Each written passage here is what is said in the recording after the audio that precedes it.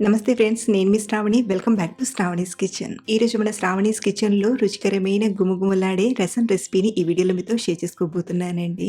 రసం ఎన్నో విధాలుగా చేసుకోవచ్చు, కానీ ఇలా రసం చేశారంటే ఎన్నిసార్లు తిన్నా బోర్ కొట్టదు. అలాగే చాలా సింపుల్గా త్వరగా చేసేయచ్చు. అన్నంలోకైనా లేదా ఫ్రై వంటి వాటిల్లోకైనా ఇలా రసం పెట్టి చూడండి, కమ్మగా తినేస్తారు. మరి ఆలస్యం చేయకుండా సింపుల్గా చేసుకునే ఈ టేస్టీ రసాన్ని ఎలా చేయాలో ఇప్పుడు చూద్దాం రండి. ముందుగా ఒక గిన్నెలోకి పెద్ద నిమ్మకాయ సైజంత చింతపండును తీసుకొని 1-2 సార్లు బాగా కడిగి తీసుకోండి. ఇలా కడిగిన చింతపండులోకి మళ్ళీ నీళ్లను తీసుకొని కాసేపు నానబెట్టండి. ఈలోగా ఒక మిక్సీ గిన్నెలోకి 1 టీ స్పూన్ జీలకర్రను, 1 టీ స్పూన్ ధనియాలను, అలాగే 1/2 టీ స్పూన్ మెంతులను తీసుకోండి. మరీ ఎక్కువ వేయకుండా ఇలా 1/2 టీ స్పూన్ వరకే తీసుకోండి. అలాగే 1 టీ స్పూన్ మిరియాలను తీసుకోండి. మీకు రసంలో మిరియాల కాటు కొంచెం ఎక్కువగా తెలియాలంటే మరో 1/2 టీ స్పూన్ నుండి 1 టీ స్పూన్ వరకైనా తీసుకోవచ్చు. అలాగే ఇందులోనే ఓ 10 వెల్లుల్లిపాయల్ని, 2-3 ఎండుమిరపకాయలని తీసుకొని గ్రైండ్ చేయండి. ఇక్కడ నేను చిన్న మిక్సీలో గ్రైండ్ చేసే మెథడ్ని చూపిస్తున్నాను. రోట్లో దంచి చేస్తే రసం రుచి ఇంకా బాగుంటుంది. సో ఇలా గ్రైండ్ చేసిన పొడులను రెడీగా పక్కనుంచండి. ఇప్పుడు మనం నానబెట్టిన చింతపండును తీసుకొని బాగా పిసుకుతూ చింతరసాన్ని ఇంకొక గిన్నెలోకి తీసుకోండి. ఇలా ఫస్ట్ ఒకసారి చింతపండు రసాన్ని తీసుకున్నాక మళ్ళీ చింతపండులో కొన్ని నీళ్లు వేసి ఇలా ఒక 2-3 సార్లు చింతపండు గుజ్జును చక్కగా పిండి తీసుకోండి. సో ఇలా చింతపులుసును రెడీ చేసుకున్నాక మళ్ళీ స్టవ్ ఆన్ చేసి కడాయిలోకి ఒక 2 టేబుల్ స్పూన్ల నూనెని తీసుకొని, నూనె కొంచెం వేడవగానే ఒక 1/2 టీ స్పూన్ ఆవాలను, 1/2 టీ స్పూన్ జీలకర్రను, అలాగే ఇందులోనే ఒక 1/2 టీ స్పూన్ ఇంగువను తీసుకొని ఫ్రై చేయండి. అలాగే ఇందులోనే ఒక 2 ఎండుమిరపకాయలని చుంచి తీసుకోండి.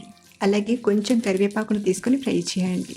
అలాగే ఇందులోనే నేను ఉల్లిపాయలని తీసుకుంటున్నాను. మీరు కావాలంటే ఉల్లిపాయల్ని స్కిప్ చేసైనా చేయొచ్చు. ఇలా ఉల్లిపాయలు దోరగా వేగాక ఇందులోకి 1 సన్నగా తరిగిన టమాటాను తీసుకొని దోరగా ఫ్రై చేయండి.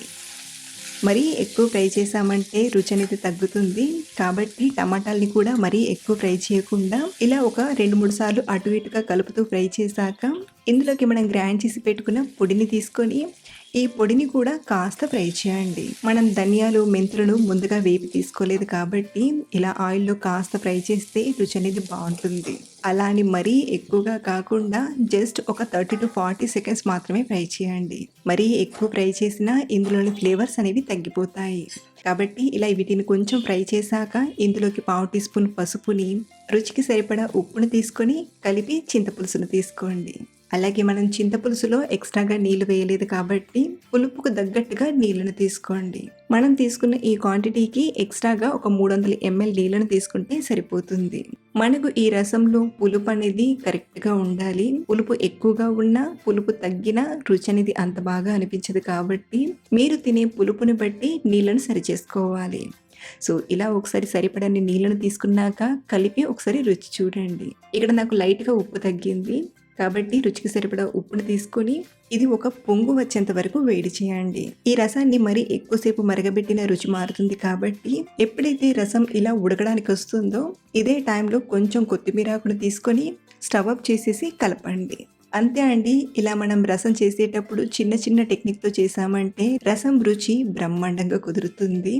ఈ పద్ధతిలో మీరు ఎప్పుడు చేసినా ఒకే రుచి, ఒకే కమ్మదనం. ఓసారి రసం ఇలా చేసి చూడండి, తప్పకుండా ఇష్టపడతారు. అలాగే ట్రై చేశాక మీకు ఎలా వచ్చిందో కింద కామెంట్లో చెప్పడం మర్చిపోవద్దు. మరిన్ని సింపుల్ అండ్ టేస్టీ రెసిపీస్ కోసం మన ఛానల్ని ఫాలో అవ్వండి. Thank you for watching.